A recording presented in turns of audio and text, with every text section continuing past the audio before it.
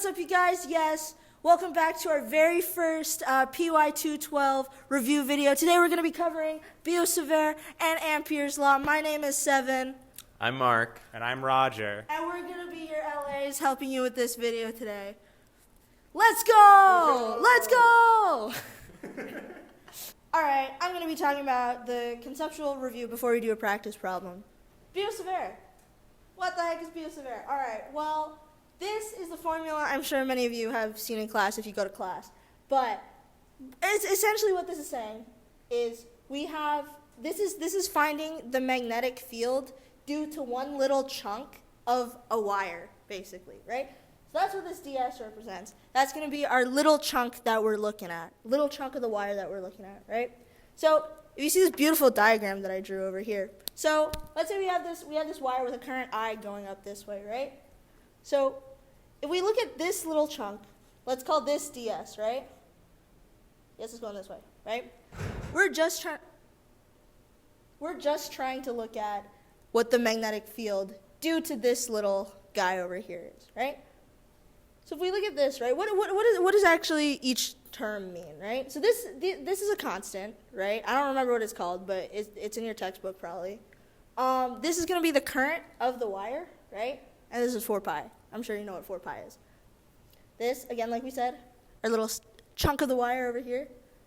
R hat, this is going to be the direction of the distance between ds to whatever point you're looking at. And then r is going to be the distance between those, right? So we look at this little drawing here, right? Boop, boop, boop, boop, boop. This is going to be r, right? And the direction is going this way, right? That's going to be r. So if you see here, right? We've got a cross product. Cross product, that's great. We have a rule for figuring out the direction due to the cross product, right? So, little review on what the right-hand rule for the cross product is. I know there's a lot of right-hand rules. You're just going to have to figure it out. We point a finger in the direction of ds, and then our middle finger in the direction of r hat, and then that will give us the direction of the magnetic field at P, right? Okay. Let's look at this case, right? ds is going this way, r is going this way. So that means at point P, my thumb is going to be pointing in the direction of dB, and that's going to go into the board. So it's going to go into the board right there. Sick. All right. Example number 2. We have a wire loop right here, right, with a current going this way, right? If we're looking at ds over here, right?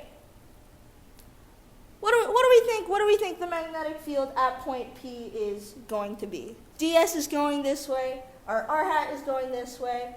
My thumb is coming out of the page. So what does that tell us about the direction of dB at the center of our loop? In or out of the page? ds, r hat. Out. It's going out of the page. Let's go. Let's go. Okay. Why are we even freaking using this, man? What's the point? If you have a bunch of little components for the magnetic field, well, oh boy, you can take the integral of this, and then you can find the total magnetic field due to the whole wire at any given point, which is pretty rad. Let's go. Let's go. But 7, how do we integrate over ds? That's a great question, Mark, and I'm so glad you asked this. So, again, like we said, ds represents the line segment, right? But that doesn't always have a good parallel to r, or sometimes theta if we want, right? So basically, what you want to do with ds is you want to rewrite ds in terms of a variable that you have or will be easy to use, right? The direction of this is weird. It's weird if you just try to do it with ds, right? So I'm going to turn your attention to worksheet number 8, problem 8.4, if you want more practice with that. But yeah, you just change up ds to something with respect to the other variables that you have. Okay, now let's try a problem. We have this wire that does a funny little loop here, and it has a current I flowing through it and a loop with radius r. So we want to find the magnetic field due to this current carrying wire at this point P in the center of the loop. So all we have to do is apply our Biot-Savart law in order to find that magnetic field. All we have to do is integrate over this wire of all these terms. Now, you might think that this is going to be kind of hard, because how do you integrate over this weird shape? Well, integrating over this weird shape is hard, I agree. But there's a very special thing we can do where instead of integrating over the whole thing, we can actually break it up into smaller pieces that are easier to integrate. So this is now much easier to solve. Instead of solving this weird loop, we can solve just the line and just the circle part separately with two separate integrals. And the magnetic field will be equal to the sum of those two integrals. So we're going to have to solve these two integrals separately, and I think we should start with the circle because I like the circle more. Okay, so first we're going to try to solve the circle part of the wire. So we have our integral for the magnetic field at point P, same one we saw before. We want to make this a little bit easier on ourselves, so we're going to take all of the constants that are inside the integral and move them to the outside of the integral, because you can do that with integrals. It's one of my favorite things about them.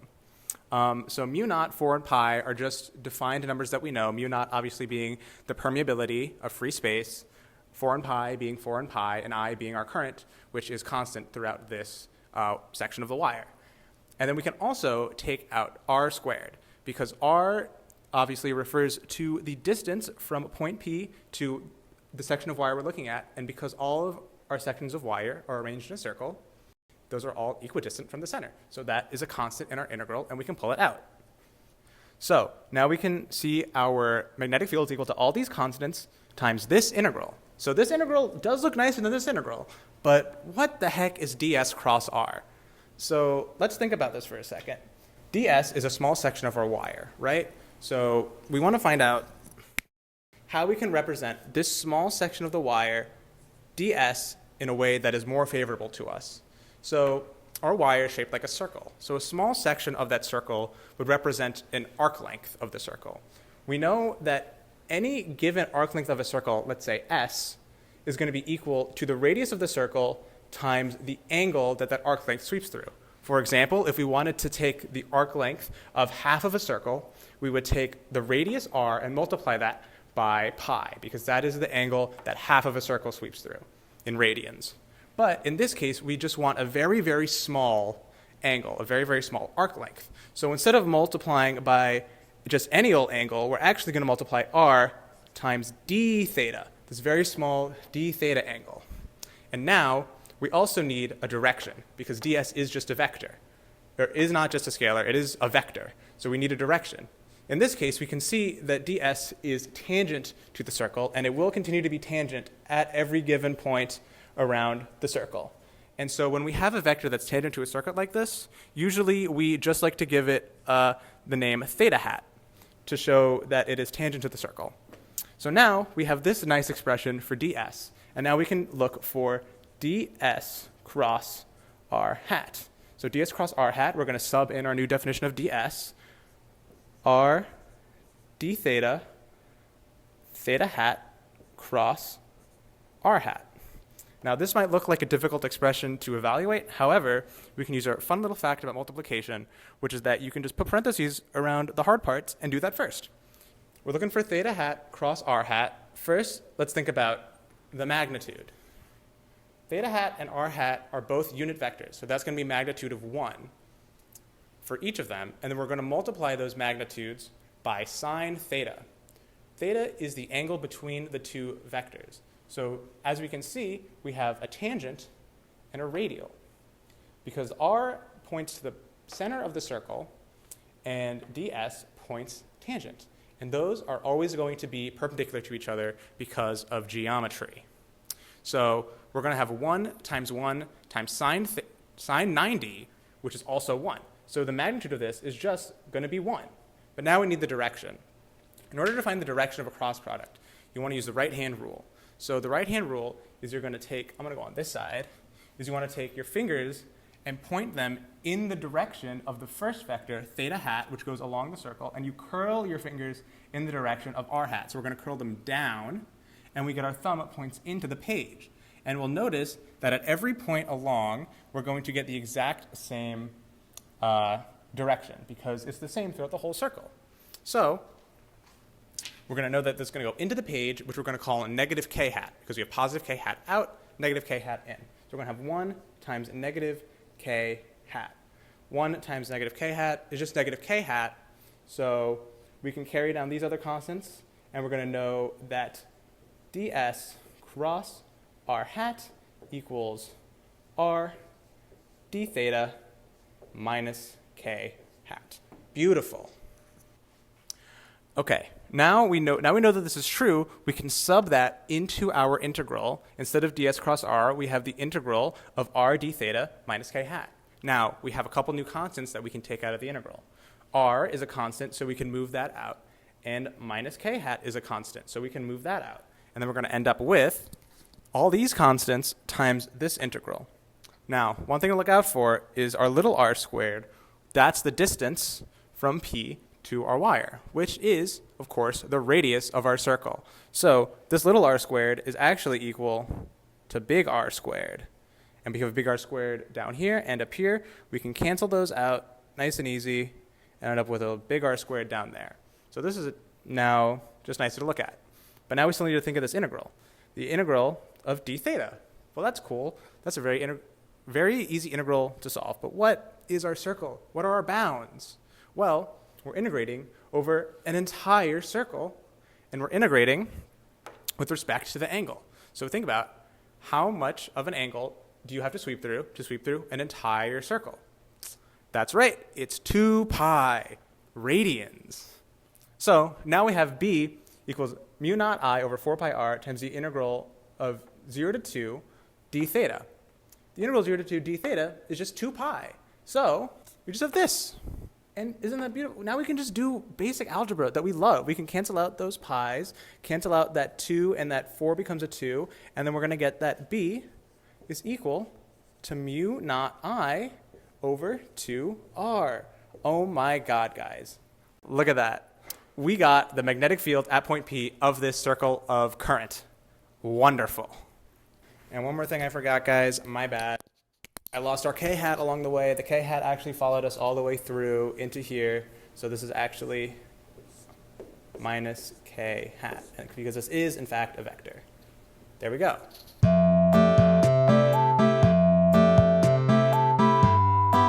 Biot-Savart's cool and all, but it kind of sucks to do, like Roger was just kind of showing. It works, but you kind of just got to brute force it, and sometimes the math kind of sucks, right? So we got a solution for that, and that's going to be Ampere's law, right? So Ampere's law, it's very similar to Gauss's law, but like not all the way similar, and I'll talk about the differences in a sec. But basically, Ampere's law is saying that the line integral of the magnetic field times your line segment is always going to be equal to mu naught times the current enclosed. Right? And this is always true, right? This is always true no matter what. But like Gauss's law, we use this when our B field is relatively constant. We're only going to use this when it makes our life easy. If you're actually doing a line integral, you're doing it wrong. Pick something else. So again, this is always true in every context. It's just a matter of when do you actually want to use it. And like I said, right, this is incredibly similar to Gauss's law. You can just see just by the way it looks, right? The big difference is that this is a line integral. It's not going to be a surface integral, right? So instead of picking a Gaussian surface, you're just going along a path, right? You can pick whatever the path you want, but it's just going to be like following a line. Now, much like Roger's problem, we're going to be taking a look at we're going to be looking at a big old wire, and we're going to find an easier way to do it so you don't have to struggle like Roger did. So let's say we have this wire, right? Let's say there's a current going through it in this direction, right? So what we're trying to do with Ampere's law, much like Gauss's law again, we're trying to find a path that provides the highest amount of symmetry, right? Because that's what's going to make this bad boy a breeze. Remember what we did for Gauss's law when we were trying to do Gauss's law stuff with this? Well, instead of a long cylinder, we're just going to be doing a path around the wire like that. So that's going to be our path. And we want to do this. The reason why we want to do this, right, is because we know that the magnetic field is going to be constant at a constant radius away from the wire. How do we make something with a constant radius? Well, we pick a circle. So that's why we're doing that here. Since the magnetic field is always going to be perpendicular to our path along here, right? Well, you can just forget about that dot product because it's just going to be the magnitudes of these two multiplied together, right? So you end up with B times dl on this side, which is equal to mu naught. And then I enclosed is just going to be the total current, right? Because that's the only thing that's in there. Right? Cool. Times I, right? What a breeze, guys.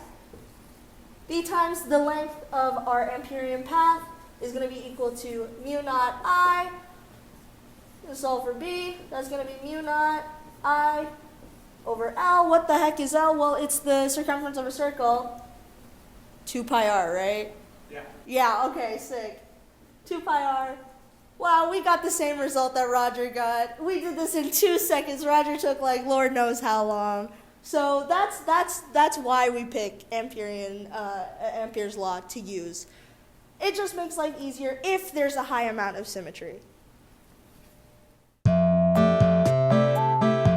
Oh my God, guys, look at that. We got this, and we got this from before. Now we just add them together. All right, and there we go. B circle, mu naught I over 2r plus B line, mu naught I over 2 pi r. You can add them together, plug in your mu, plug in your I, plug in your 2, plug in your r. And remember, this was our original problem. R and I were given. These will have been given in the problem, but I'm giving you a general case, so you can plug in any value for any problem you might have. And that's what physics is all about, guys. You want to find a general case to solve all of the possible problems you could run into. And there will be a lot of them. You gotta be kidding me. Guys, you cannot forget your k-hat. There's a k-hat on each of these, and then the vector has a negative k-hat on it. This is a vector, guys. These have been vectors the whole time.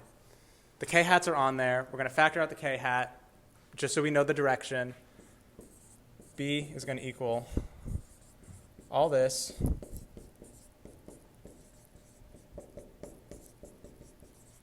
times minus k-hat. This is the most important part.